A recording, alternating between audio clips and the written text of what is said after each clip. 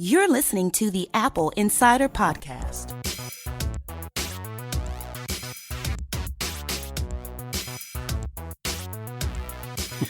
Welcome to this episode of the Apple Insider Podcast. I'm Victor, and joining me is my good friend Charles. Oh. I mean, William. Yeah, William. Hey, William, are you ready for this week? I was. Not now. Fine. Not now. Okay. No. No. Let's just get your Charles guy on, whoever that is. Let's see. Right. We have big news. And we also have an interview later on in the show. But this is big news. So, SuperMicro. Remember them? Oh, do I ever? Yes, absolutely. Okay, what do they do? What do they make? Well, they have a terrible name. But beyond that, they make... Are you kidding me? It's Super. SuperMicro. It's a bit 70s, isn't it? Maybe 80s at a push. It reminds me... I think it's Dynamite. Okay. We have a... I don't think it's international, but there's a UK company here called Carphone Warehouse. And clearly that was a brilliant name back when phones were in cars rather than portable. But too late to change it. So there we go. I'm sure we're stuck with SuperMicro. And despite the name, they do servers that I'm sure are fantastic because Apple, Amazon, other people beginning with A buy them. Except maybe they shouldn't, according to Bloomberg. Oh, come on. Now, so what they do, they make motherboards and they make servers. And 6 months ago, Bloomberg ran a ridiculous story that let's just say is startling and seemingly nonsense. That all of these motherboards used in servers owned by Apple and Amazon and others had been compromised, that there had been a secret chip put in place that spied. And just trying to figure out how on earth you do such a thing like that.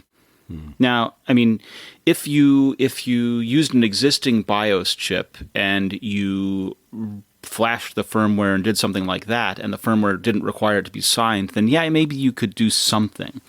You know, there have been BIOS firmwares in the past, but since, you know, they have UEFI and they run their own signed and locked down UEFI stuff, it would be difficult. In any case, that's not what the story was. The story was they actually put a new chip on that was the size of a bead of rice. Yes. And somehow managed to sneak that in, which would require laying out the whole board all over again. Because you can't just let's just insert this into a couple of traces. Yeah. Well, no, it needs to have power. It needs to have data. It needs to have data that can capture in a meaningful way all of the incoming and outgoing and write it somewhere useful or do something useful with it. Well, okay, so it's going to get written to storage, which is not noticeable, unlikely. Or it's going to get shown up in network traffic, again, unlikely. You could have spotted all of the ways that this surveillance was meant to happen if you were monitoring traffic. It just doesn't make sense. In addition to the work that it would required in laying out a board. I used to work for a company where somebody stole a floor from the office building.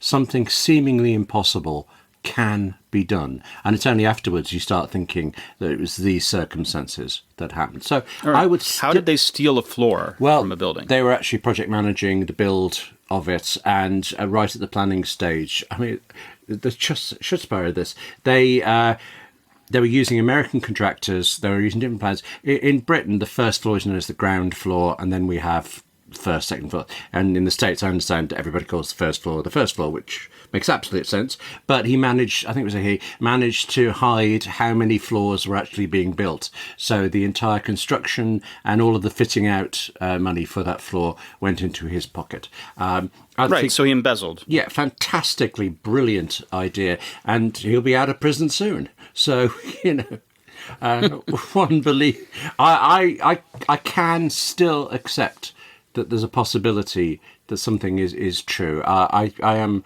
wearisome of Bloomberg and the fact that they are, well, they're not only silent, but they also entered their own story for an award during all this. So they're not, you know, being upfront about everything. But no, they should continue to have their feet held to the fire for this one. But the point is that SuperMicro has been a little hurt by this, right? It's had repercussions. So U.S. customers and government-related clients have asked SuperMicro not to supply them with motherboards made in China because of concerns about products being made in China being surveillance products. And that's a similar complaint about Huawei and ZTE, or ZTE as you pronounce it. Yeah. SuperMicro expects an almost 10% decline in revenue for January to March 2019 compared to previous quarter. Like 10% quarter over quarter is painful. Yeah. Should explain, sorry, the Bloomberg thing broke in October, so that would have been in the previous quarter. So it is 10% since the article since the came story out. broke, right? Yeah. Other factors, obviously, but that's huge. Yeah. Now, 60% of their revenue comes from the U.S., so a change in buying pattern from the U.S. has a huge impact. Mm-hmm. You know, they're placing the majority, over half of their eggs in the U.S. customer basket, and if the U.S. customer changes, then they are ruined. Yes. I mean, I should point out, because we keep talking about China and they've just broken ground on a plant in Taiwan, well, you think of them as a foreign company, but they're Californian, so they are US. Of course, they want their customers to be US. You sell to your local market first. So I don't think that they were foolishly overextended, but they are vulnerable to nonsense like this. Yeah. Right. Now, SuperMicro has told their suppliers to move production out of China to address these concerns. And in addition to asking their suppliers to move, they're expanding their own production facilities, like you said, you know, in Taiwan, and they're also expanding their base in the U.S. They have a base in Silicon Valley. I don't know what they're expanding there for it, but it is expanding. So, well, you know, we don't know if they're going to start manufacturing boards in the U.S. Seems unlikely, but they could certainly do it in Taiwan. Or Wisconsin, frankly, for that point. Wisconsin. Oh, man. Terry Goo. Yes.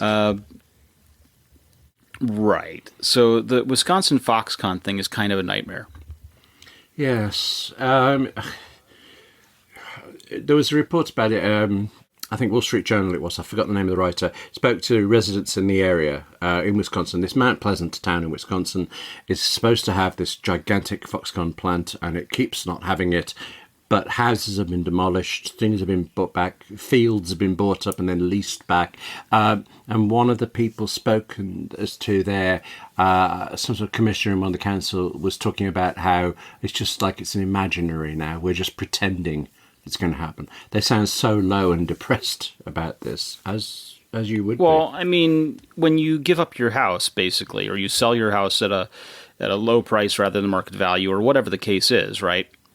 Not saying that's exactly what happened, but you know, it's not great. You know, they came in, they demolished 75 homes. Yes. Yeah. Some are left. I don't know how many are left. Well, there's a great shot in not our article, but in some other article I was reading of the plant and a house that remains standing next door to it.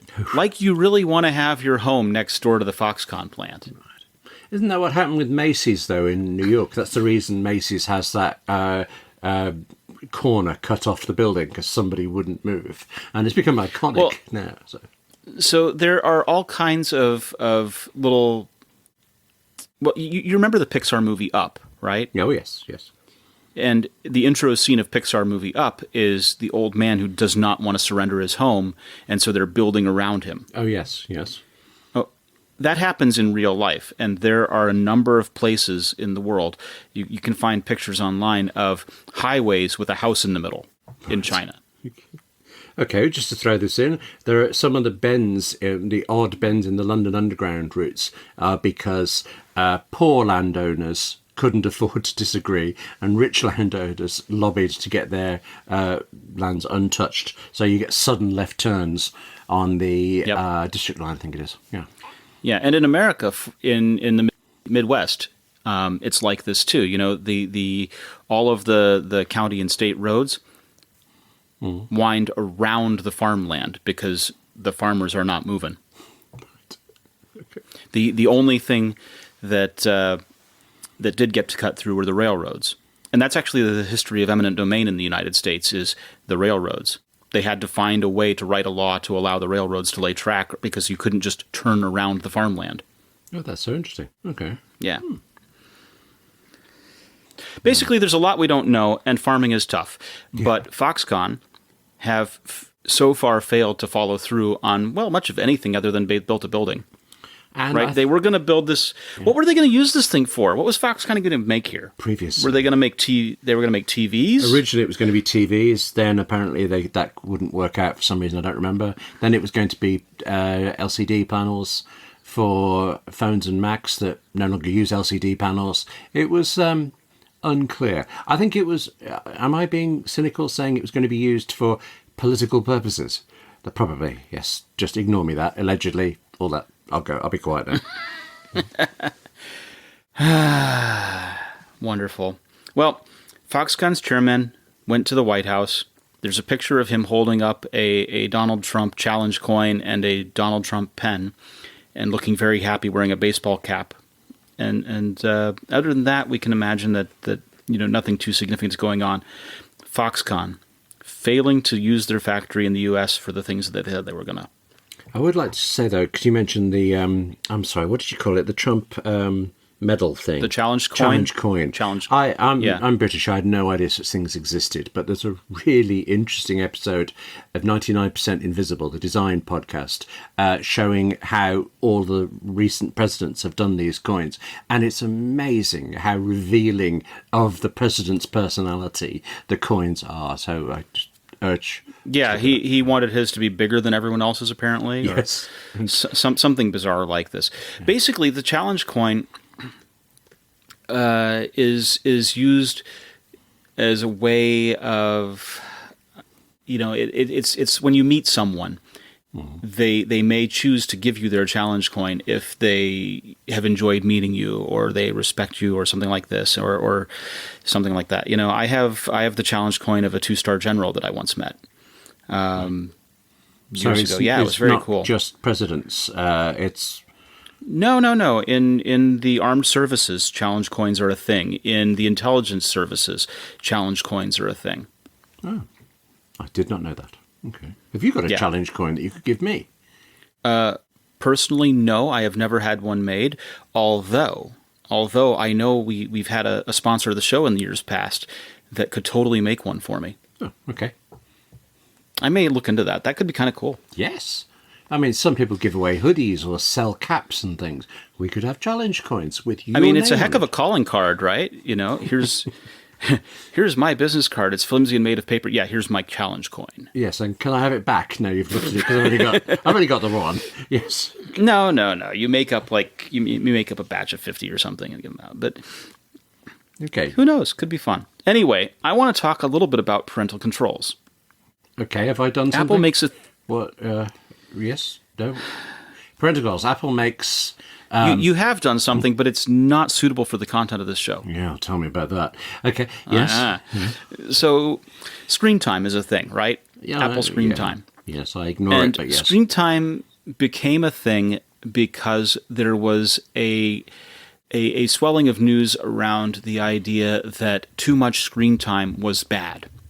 Sure. Now, this is a age-old notion that comes from years and years of people screaming that watching too much television was bad. Yes, it's the dawn of time. Cavemen have worried about screens. Yes. Yeah. Watching too much TV was bad for you, which, despite what those people seem to have said, it tended to pretty much be proven wrong. Right. I mean, too much of anything could potentially be bad for you, but too much TV on its own was not necessarily bad. Well, it depends on the channel, but yes, okay. What was going on in that writer's room? No one knows. But I was thinking ESPN, but okay. Yes. Yeah, no, the notion that too much screen time would also be bad is another concern, right? I think really what it comes down to is content and what content you choose to fill your head with, as opposed to just staring at the glass itself is bad. Okay. And so what Apple Screen Time attempts to do is show you where you're spending your time and allow some restrictions to be set around that. I just told you that I completely ignore it, but as you've said that, I couldn't resist. I've peaked and I want to boast. Can I boast? Yeah, let me boast. Apparently, I've spent 30 seconds on social networking, 53 seconds on something just called Other, and the rest of my entire time on my phone is productivity. Oh, look at me. Busy or what? Yeah. Bow down, everything. Yeah, okay. All right, fine. Yeah. Right, there's also a turn it off button. Yeah. Yep. That's gone. People seem to think that Apple has not gotten it right with screen time, that it doesn't give enough control, that it doesn't quite work as well as they'd want. And so there were a number of applications, Custodio and so forth, that went ahead and created their own. And in order to create their own, they had to use what's called an MDM, which is a server, it's mobile device management. And when you use such a thing, a lot of your data gets routed through that MDM server, so that, of course, it can be monitored and managed. And you see MDM used a lot for corporate environments, where the devices are corporate-owned and issued. And for Facebook side-loading things they shouldn't, yes? No. That's not exactly the same Allegedly. thing. They were using a corporate certificate, which is slightly different. Good point. Enterprise certificate is not the same thing, so let's not confuse the two. But MDM is also used for schools. You know, when a school has a number of devices they want to manage, they make the device join the MDM and do that, especially if the schools own the devices. It makes sense. Now, RPact and Custodio and some of these others have been on the App Store for, some of them, 4 years. That predates screen time, though, doesn't it? I can't remember when screen time came in. It does. But they have been approved repeatedly, over and over and over again, using MDM. And this week, they were banned from the App Store. They were removed. And they say, without any communication. And, well, some of them were removed in October 2018, without any prior communication. But some of them were removed this week, and they're protesting. Now, Phil Schiller came out and issued a statement saying that they're abusing things meant for corporate. But RPact went ahead and wrote a Medium post that says that no, they're not abusing anything, that Apple's own documents say that when you set an MDM up correctly, that it poses little risk to users. Oh, I didn't know that part. Okay. Interesting. Oh, yeah. On their blog post, they compare the Phil Schiller statement with Apple's official support documentation, suggesting that a properly vetted MDM app poses no risk to end users. Does that imply then that they weren't properly set up? Is that what Apple's actually saying? No, I think what Apple's been saying is, according to Apple's own statement, was that this is none of them are okay. That they used highly invasive mobile device management technology. So Apple's statement says the whole technology is bad, which contradicts the own support documentation that Apple has about it. Right, and it's Apple's technology, isn't it? So. Well, I mean, MDM is not limited to Apple. You can do MDM for Android stuff. You can do MDM for anything. And in fact, Jamf, JAMF, have been advertisers here on the podcast in years past. They're MDM as well. It's not that the tool is unsafe. It's about using the right tool for the job and configuring it correctly. Okay? Now, Apple's statement says that is entitled "The Facts About Parental Control Apps," and Apple says the apps were removed because they put users' privacy and security at risk. And that's kind of a lengthy post, actually. Well, obviously that stuff's bad, but the question is, does MDM itself do that? And Apple's own support documentation says no. But if we read the newsroom post, it says, quote, "Over the last year, we became aware that several of these parental control apps were using a highly invasive technology called mobile device management, or MDM. MDM gives a third-party control and access over a device and its most sensitive information, including user location, app use, email accounts, camera permissions, and browsing history. We started exploring this use of MDM by non-enterprise developers back in early 2017 and applied our guidelines based on that work in mid-2017. MDM does have legitimate uses. Businesses will use them, but it's incredibly risky and a clear violation of App Store policies for a private consumer-focused app business to install MDM control over a consumer's device." So that's Apple's newsroom post. And let's see here. The Medium post that RPact wrote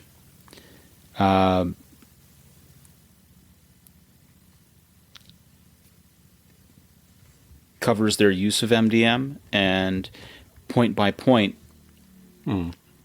uses Apple's own MDM documentation to contradict that. So,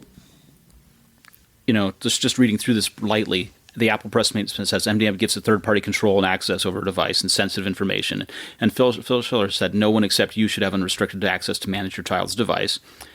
And Apple's MDM documentation says MDM cannot see personal data such as personal or work mail, SMS, Safari browser history, FaceTime or phone call logs, reminders, frequency of app use, or device location.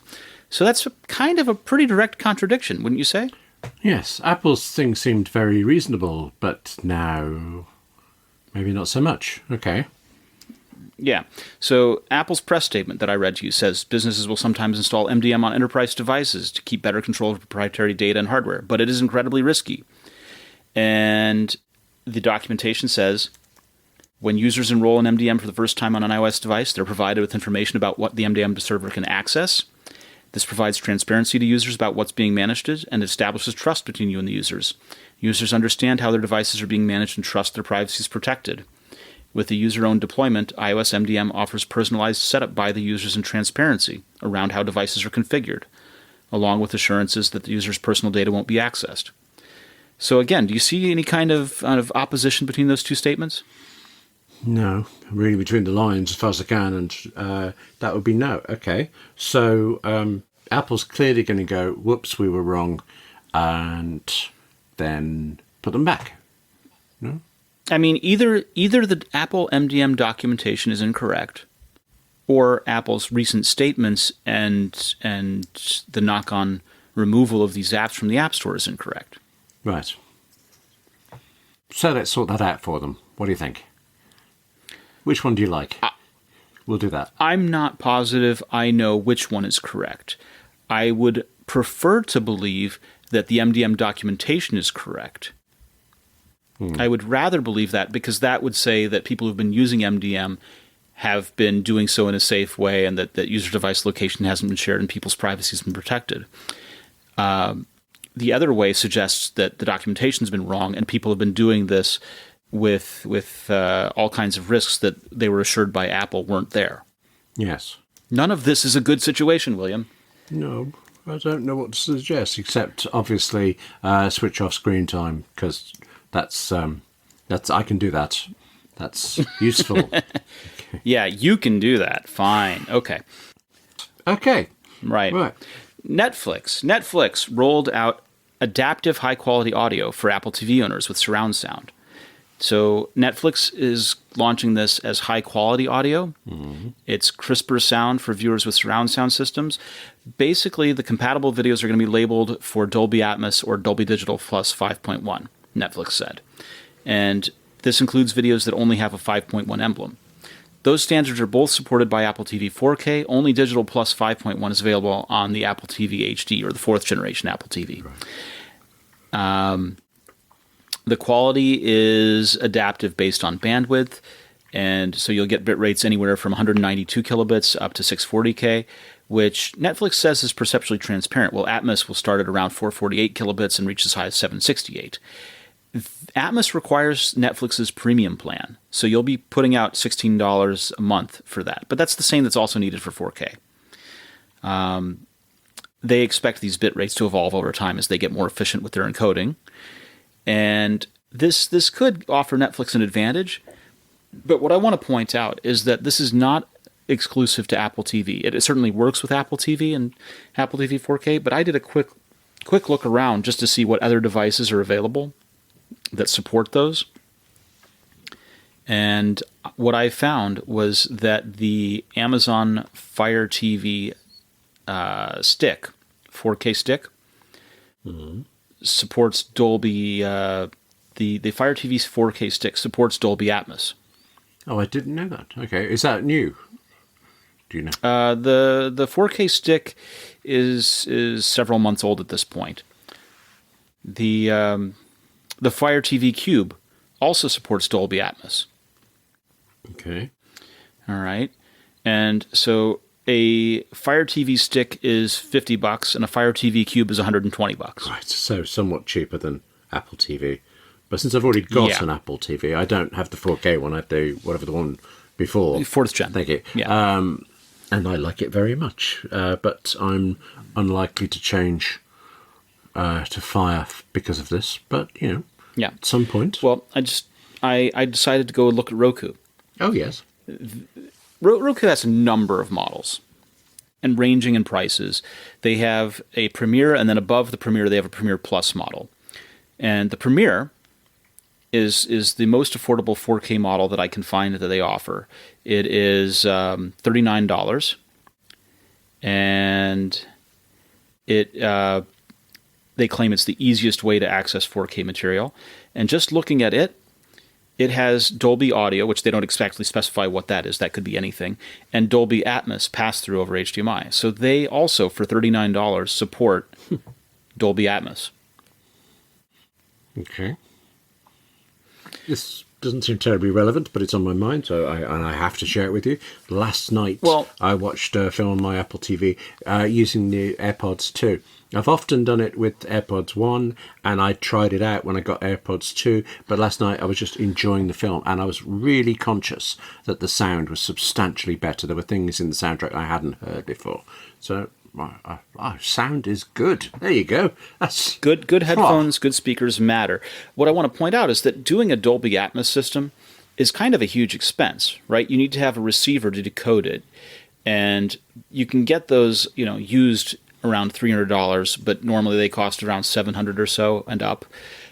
You also need speakers that are Dolby Atmos compatible, which means what you need are either a large array of speakers, 7.2 or so forth, or you need to have, because there's the front channel, the rear channels, and then a bunch of side channels involved.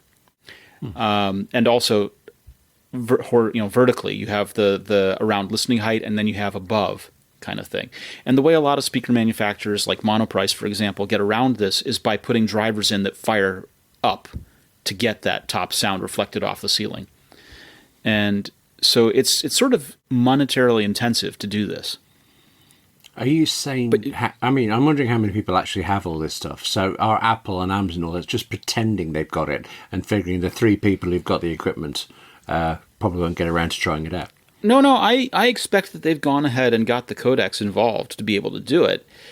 But doesn't it seem a little bit silly that you're going to splash out big on the receiver and speakers and all of that and use a $39 streaming stick to do it?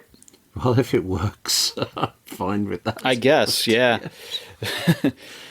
Well, that's all the time we have for this portion of the Apple Insider podcast. Coming up next, we have a segment that we recorded at Moog Fest, and it's going to be great. Stick around. I'm Victor, and I'm here with Geert Bevin. Yeah, hey Victor, good to see you again. Yeah, it's been a while. It's been a year. Crazy, like how time flies, right? Yeah, I was like walking around like this American Tobacco campus again. I'm like, well, it's been a year, but it feels like time hasn't passed. It's like it immediately felt at home again. Time is elastic. It is. It just stretches out.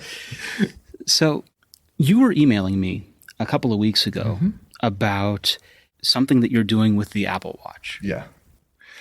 So I bought the Apple Watch when it first came out because I'm like always doing like research and how can I use new technology or new interfaces to enhance how a musician can express himself or feel more empowered or feel more expressive. And so when I bought the Apple Watch, the first one, it was a cool technological concept, but it was slow. It couldn't do much on the watch itself. The connectivity with the phone was super limited. So I created a prototype and actually talked to Apple at the time so that you could use the Apple Watch to control synthesizers. And why did I think that was interesting is because we have all these all these virtual touch devices now with virtual knobs and screens that you have no tangible like There's nothing tactile there. Nothing tactile there. But on the watch, you've got the digital crown, which is like a knob. And it is right there on your wrist. So I thought it would be really cool if you could use that to control the couple of things that you as a musician find extremely important to you, so that you can immediately get to it and not have to fumble around and leave your own like private space. Like there is only a limited amount of space that you consider I'm in my bubble. And as soon as you start reaching out your hands or like leaning over the desk or having to step away, as a musician, you sort of step out of your focus, while the watch is right there. It's in your private space. So fast forward, Apple Watch 4 came out, and that's not that long ago. It's a little more capable than that first version, isn't it? It is incredible. Like the screen is beautiful. It can run like significant apps on the watch, and the communication with the iPhone is tremendous. So I got the Apple Watch 4 and did the same prototype just late at night. I was like, hey, let's try this out, and immediately got this working. Like, okay, there's something here. And as soon as I started sending like test versions out to beta testers, a whole bunch of musicians got inspired and sent me like new ideas, and it like grew much larger than just controlling knobs with the digital crown. And so that's an app called MIDI Wrist that's out now. One of the things that I'm really excited about that I added, which I hadn't anticipated initially, is transport control.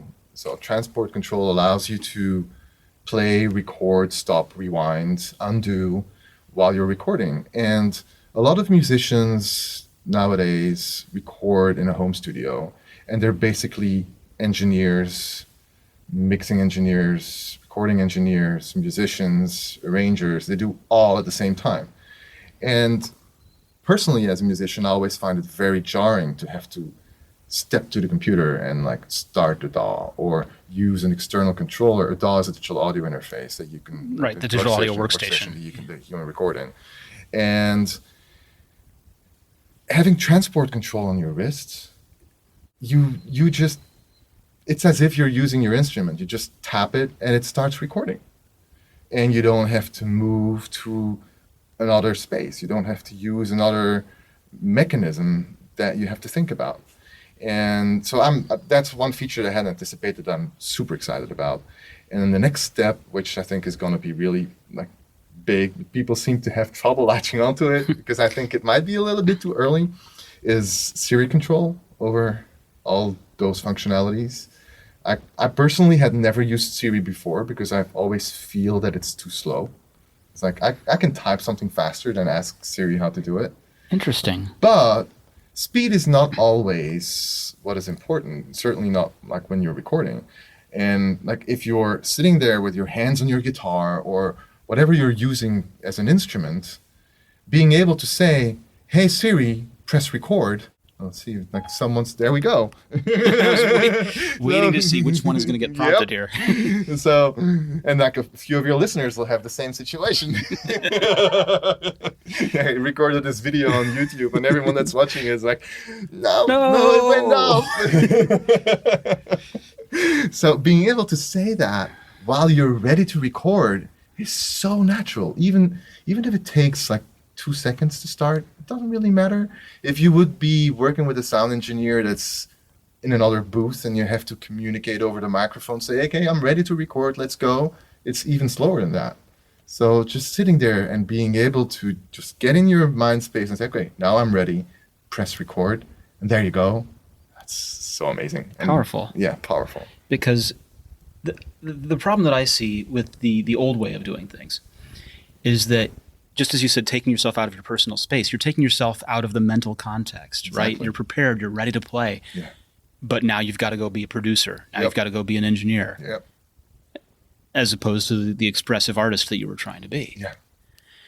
So how does MIDI wrist work in practice? Or is it all digital crown operated, or is there accelerometer or touch or what? So there's 5 pages that you can enable or disable to focus on the individual functionalities that you want to use. Like the primary one that I started with is that you have 4 knobs that you can control with a digital crown, and you can either select any combination of them. So it also allows you to have macro control, which means like, okay, let's say that I want to move up the level of 3 tracks at the same time. You can just tap on the 3 knobs that you want to move and then use the digital crown to slowly fade them in or fade them out, which is extremely useful when you're doing overdubbing or multi-tracking. Like, okay, I want to balance out the levels a little bit while I still sit there with my guitar without going to the computer and manually and use the mouse and get oriented on the screen and change your whole reference point. So that's the main page I started with. Then there's a transport control that allows you to do play, record, stop, rewind, and on some DAWs also undo, redo, save, on an additional pop-up page. Then there's a bunch of switches that you can tap, either momentary or toggle switches, which could be to solo and mute things, or it could be to turn on certain effects if you want to. So these can all be MIDI mapped. Then you also have, that's a very good feedback that I got from a few users. They were like, hey, I actually also want to have an XY pad, because you have an XY pad right You on have your a wrist. touch screen. Yeah. It's an XY pad. Yeah. And so there's an XY pad that allows you to do that. And I feel there's another one, but Do you use the Taptic engine at all? Do you use the Yes. long press, the hard press? yes. So it uses various degrees of the haptic feedback, which is really nice. Which the Apple Watch 4 made it even nicer with the tactic feedback on the digital crown itself. So you've got 2 levels of tactic feedback: the digital crown, where you can feel that it's slightly stepping through things, which makes it feel ever so slightly more real. And then It's a stepped knob. it's more like you feel a little bit of friction. Mm-hmm. It makes it real instead of just something that glides through. Yeah. It makes it more tangible. And then the Taptic engine to confirm every action that you do, which is great when you're focusing on something else. You still feel an additional confirmation. Okay, this happened now. I tapped here, something happened, because I can feel the feedback. So it uses that Taptic engine. One of the things that Apple should improve, though, and I still haven't had the time to wrap that up, is currently whenever you use a Taptic engine, it actually goes through the alert notification system, and so it makes sound also, meaning that you have to put your watch on silent to actually just focus on the haptic feedback. It would be real nice if that could be technically decoupled. You see no reason why that shouldn't be possible eventually. Right. That was a choice that was made Yeah. long ago, Yeah. and it's carried on. No Yeah. one's presented a good case for No. why it shouldn't be yet. So Apple has been pretty flexible in making changes like that. So Nice. yeah. What I really wanted to ask you, I've been thinking about this since we last spoke, is about interface design. And we talked about it a little bit last year when we were talking Yeah. about, the Model D and some of these other kinds of applications that you've written to replicate older synthesizers. But interface design is one of those things that Apple nerds always obsess over. And we had a big shift in the landscape from skeuomorphism in iOS 6 and before Yeah. to this very minimalist, simplified, flat UI from iOS 7 and later. Yeah. And I was just talking with a good friend of mine about how there's something that's been lost in what I would say is accessibility. Yep. There is, just like with language, there is, we attach a whole bunch of implicit meaning to things that we've come to love and learn over the years, like certain words, certain phrases. The same thing is true for shapes and visual representations. The fact that a knob looks like a knob conveys a whole bunch of things to you. It means you can turn it, it's got a range, it allows you to control something. A circle doesn't convey that. You'll have to come up with another way to convey to the user, you actually can turn this thing. It's like a ranged control. And then everyone makes up their own way of doing that, meaning that you have to train your users to use your specific idiom. So even though skeuomorphism might not be modern in a way, it still conveys a whole bunch of information that is implicit in what is rendered visually. and removes the need for documentation and removes the need for people to have to learn something all over again. So I think that maybe like over the next few decades we might converge to, and we already are, like knobs are being represented as a sort of pie chart. Yes. that you go through. There's a whole bunch of standards that are starting to emerge, but they're not standards yet. But as soon as they'll sort of become their own skeuomorphism again, and people like will probably get away from 2D. Like, what will happen if it becomes three-dimensional VR AR control? Like, do you really want? You see these AR interfaces where people are using virtual sliders in front of them. That's so archaic for three-dimensional spatial control. Why would you want to use a two-dimensional slider that's projected in the space in front of you while you have a three-dimensional area to work with? So I think we'll always have these kind of legacy design aspects that carry on, and trying to reinvent the wheel is not necessarily, I think, the best service you can do to your users if you want them to be productive. Like on a 2D surface, we know what knobs look like. That's just my point of view. Let's just make them look like knobs. You're right. When you mentioned the pie chart representation, I can think of like 4 different apps that all use 4 different ways of trying to fill in how much of the range is filled. Yep. And then they throw a number on top of that because it's not clear anyway. Nope. The old simple knob with the pointer. Exactly. It's just a little dot. It's fairly obvious. Exactly what it does. But all of this stuff is learned, right? We learned that from something. Yeah. We learned that from some physical product that we had. And we use those things as conventions, as shorthand, because that learned knowledge is there. But what happens when we go to something that's gesture-based or VR-based, like you just said, and none of that learning exists? So what do you think about gesture design and VR design where there isn't that learned background?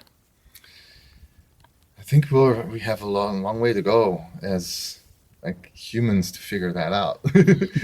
I did a little bit of work on that with, there used to be it still exists, there's a little device called the Leap Motion Controller that is now integrated with VR and AR headsets because it seems to be a good fit for that particular solution. But I built also a music like controller app with that, and it allows you to manipulate control signals in 3D space by using gestures. And I found that it's really hard to come up with a collection of motions that don't conflict with each other, where you can be absolutely confident that the gesture that you produce as a human, like the motion that you make, will have the exact intended result without getting false positives.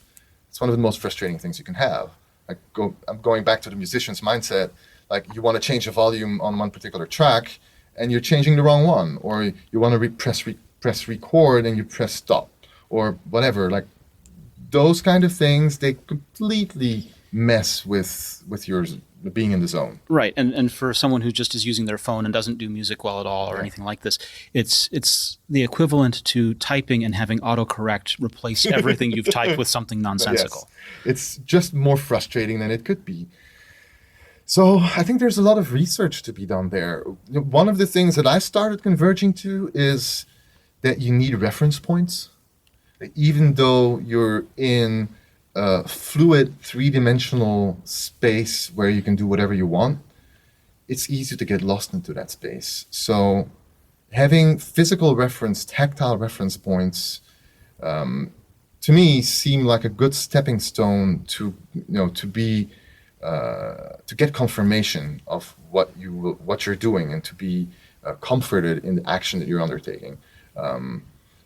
So what I started doing with the Leap Motion is to actually use yourself as a reference point. Is using your own fingers as a starting point. Like, what happens if you touch your thumb and your middle finger and then use that to initiate an action? It's a little bit like playing a flute.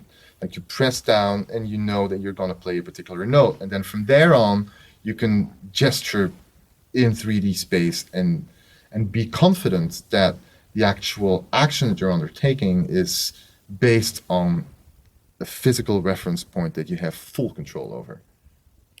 That's just a sliver. It's one of the things that I've sort of started experimenting with. Yeah. We talk on this program about augmented reality because that's one of Apple's focuses. Yeah. And so far, augmented reality as implemented is holding up a phone or an iPad at a square table and then seeing things projected on that table. And I'm pretty confident based on what I've heard. We know that Apple is working on their own AR headset. Yeah. When they do that, that's where your gestures and things like this are going to come into play. I'm sort of... Are you excited about that? Have you given any thought to what you'll do with that when it's available? I'm going to experiment the hell out of it. I'm super excited about AR, actually, not about VR. I think VR is cool, but I think AR... and then this is now, again, I always approach things from like a creative point of view because I'm a programmer that creates things, but I'm also a musician, and like visual arts interest me a lot also. What I think that AR will allow people to do is to be super creative with how the world around them corresponds to the intentions of their art while still being in the real world. Not necessarily being transported elsewhere. Like, I still believe like in the power of like a performance, a real live performance where you have that connection of people that look at each other and you can look each other in the eye and you can see like body language and you can see how your audience reacts. The audience can see how they share the space with you. But being able to use AR to augment all of that and to pull people into your magnificent world, and not just like visual AR. It would be awesome if it like goes towards different sensations where it's like smells would come into play, or even like temperature, or like maybe full body sensations. Like, I don't know how many years down the line, but you can already like go to theme parks where they do that, where you have like films that are being projected and you can experience speakers in the seat and vibration in the seat. Exactly. But having something like that tickles more senses while augmenting the current reality, I'm really excited about that. That's me. Well, that's what I wanted to hear, because I think interface design has for years been stuck in pointing device, and then we got touch, and the way that I've been thinking about this is that we had 10 years of command line, and computers were very, very expensive. Before that, we had punch card. Computers were ridiculously expensive. Only universities could own them. Then corporations. Then home computing, and with each interface change, the prices come down and more people gain access. So we had home computing, then we got then we got portable computing with laptops, then we got touch, and now we're sort of entering this voice and augmented reality area. And you're already sort of touching on voice with MIDI wrist. Yeah. And I'm sort of trying to figure out whether both AR and voice succeed, or if they both become as dominant as touch has become. Or if voice becomes the dominant thing and AR becomes for shared experiences that are special, or how do these things come together? I think that every UI and UX interaction serves a specific purpose. The command line hasn't disappeared. I use like it used to. No, let's be real about this. People that used to use a command line were a select few people that could afford those machines and that were in that technical domain. Currently, people that are using command line are still technical people that want to get specific tasks done, and there's way more of them than there used to be when the command line was invented. So that particular interface still exists and still has a purpose for specific tasks. I don't think that the mouse is going to go away, or like a pointer-based device where you want very specific control over one particular pixel and like super precise. having something that allows you to do that, not your finger, because your finger is not precise. It's going to serve a purpose, continue to serve a purpose, just like books continue to serve a purpose. I think that each user interface interaction has their own strengths and positives and negatives.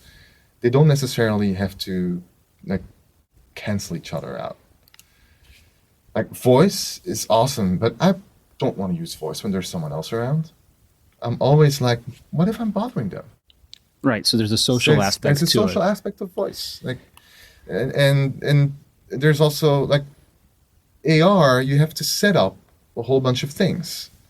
You have to have the technological infrastructure currently, and it's probably still going to remain that way for a while. At least have something trapped in front of your eyes, or maybe eventually inserted in your brain or whatnot.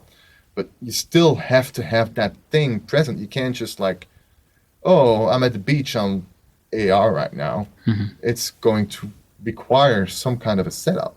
Like a proper VR system is involving. Like if you want to really, even the simple ones, even like the PlayStation VR system, which is probably one of the simplest ones to set up, you still you got to set up that space, and you got to have a line of sight from the camera to the headset, and you got to be able to move around without touching anything or knocking anything over. And you're going to actually dominate that part of your house or wherever you're exercising that particular action. Right, that becomes a dedicated space. Yeah, you have to be able to do that. If you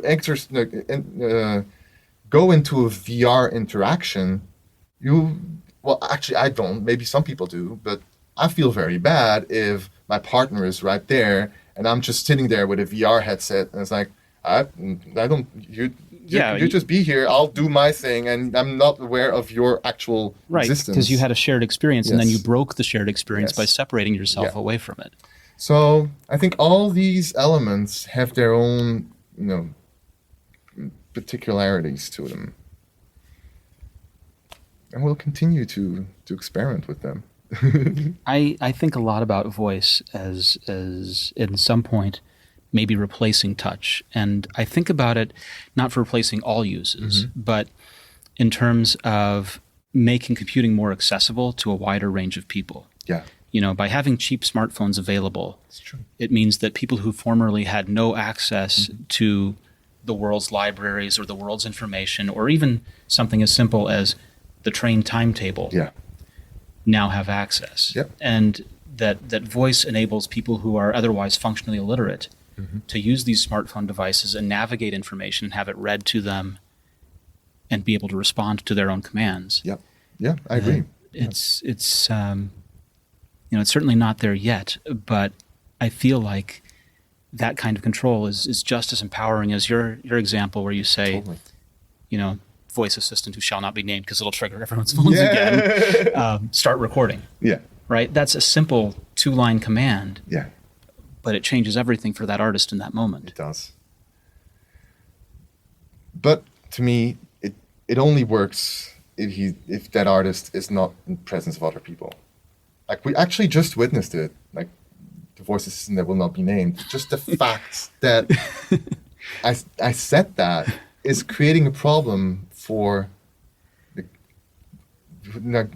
people that are here around us. Knock on listeners who are after the fact. But also your listeners, if you keep that section in or maybe beep it out. Oh, I'm keeping it. Keeping it in. It's got a real impact, which like you said, has a social impact. So maybe we're not there yet. I didn't have the time to read this, but I just saw it pass through my newsfeed yesterday, I think, where scientists were able to translate thoughts into articulate voice commands.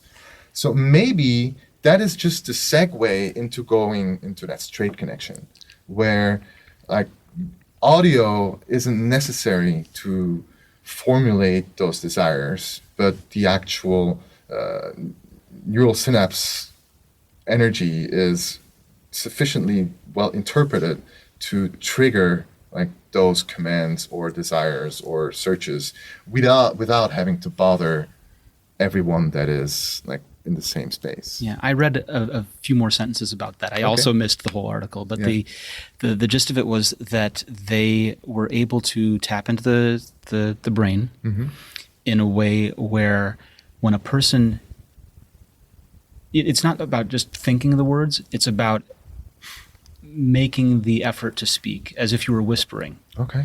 And maybe you don't even voice the thing, but just by making those thoughts like you're whispering, it triggers the muscles involved and all of that. And those signals get interpreted. Interesting. Okay. That makes more sense. Because I was, like a few years ago, there was like a headset that came out called the Muse. I have one. I have one too. The only real use that they could find for it is like relaxation. Meditation. It's still interesting. There was one year where they embedded it into the front of sunglasses, so that instead of just wearing the goofy headband, you could wear the sunglasses and look like you were wearing standard Ray-Ban Wayfarers and be meditating. It's fun. But you're right, I started looking into that. Like you could actually get those signals out and start working with them, but there's so much noise. It's hard. Right, Like trying to quantize anything useful out of that is... I think what I've seen come from that kind of work has been not just trying to interpret and quantize around the noise, it's been to try and train the user to focus to be able to generate cleaner signal. Right. That's what their sole application is about that they currently have, is calm your mind, and you will hear birds and you will hear the sea and like leaves bristle in the wind. You've used this one, I know. I can tell. And if your mind is not calm, the storm sets in and you're like, you gotta be calm, meaning that you're even less calm. And then that whole storm comes up. Oh my God. The thunder crashing. And... It's like, calm down, mind, calm down. It's like yelling at a child, you're out of control. Yeah. That doesn't help you get any more in control. Wow. Well, what should we look for next from you? Because we've been talking all about MIDI wrist. What else are you working on? Oof, so many things. I'm working a lot at Moog on our new synthesizers. So we just released the Moog 1 first polyphonic analog synthesizer that Moog has made in a few decades. Was involved with the whole team, like the whole of Moog basically worked on that project. It's been like more than 6 years in the making. That's still being worked on by everyone. So that's a big focus of what I'm also involved in. I'm also working still with Roger Lynn. So we made the Linstrument together a few years ago. We're working on a new project now together, which sort of merges the work that we've done with Linstrument, but also Roger's legacy in drum machines, and come up with a product that combines both and sort of caters to the next generation of what drum machines could be.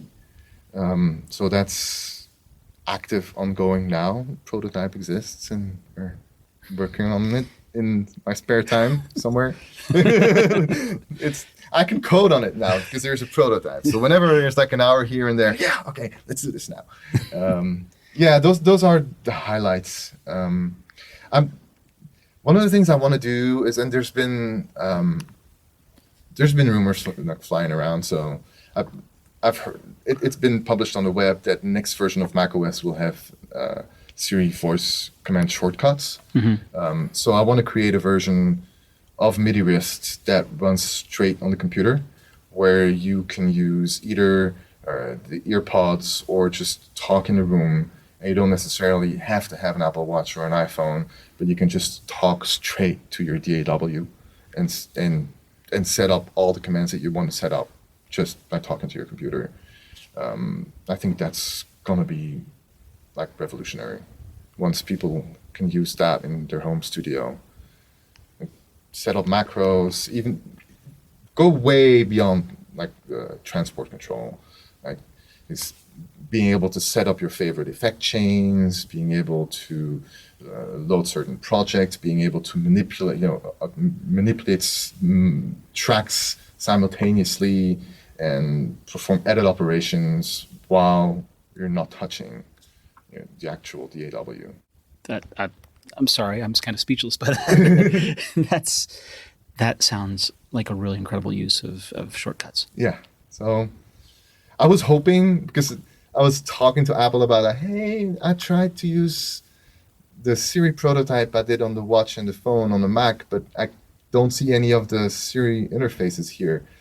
And then they were like, yeah, not yet, but WWDC ... It's about as much of a hint as you'll ever get. So, and it's been published now, so I can talk about it. So that's going to be exciting. And I'm really excited to go to WWDC for the first time. Oh, good. Yeah, I'll be there in June.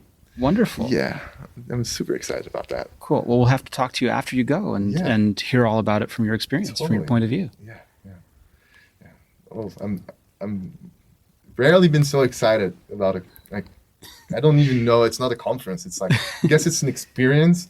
And like, some people talk about Coachella and some people talk about like Burning Man, and I'm like, WWDC! Nerd Coachella! It's the software engineers mecca! Oh, that's fantastic. Well, we're going to I'm going to tell everyone that they should go ahead and look at Moog Music and find out more about Moog One. And where should they go to find more about MIDI Wrist? We should check out it on the App Store. The App Store, I have my company's website. It's uwyn.com, so uwyn.com/MIDI Wrist. But you just search for it on Google. It's the easiest, right? Like, type in MIDI Wrist and all the answers will appear to you. The heavens will open and your eyes will be lifted. Perfect. Awesome. Thank you so much, Thanks Geert. so much, Victor. It was awesome. All right. Charles, where can people find you on the internet? This is not going to be a thing now. Okay, I know It's just this Charleses. Every Charles I know I like, but I'm not one of them. So, okay, is there actually a Charles in your mind, or did you just pick a name out of the air? No. I'm just picking names. Oh, okay. Is that better? Is that worse? I'm not sure. Okay. I am at W Gallagher on Twitter, and I'm also William at AppleInsider.com. And love getting emails. Slightly stacked up at the moment, having to reply to stuff, but I'll get there. Sorry. How about you? Where are you? I'm VMarks on Twitter. I'm Victor at AppleInsider.com, and I've enjoyed doing this with my good friend William. Cool. We'll be back next week. Bye. Great. Right. And I have a big red flag from Mike asking me something, which probably means I need to go do that. Who's the interview with? Oh, I can start recording.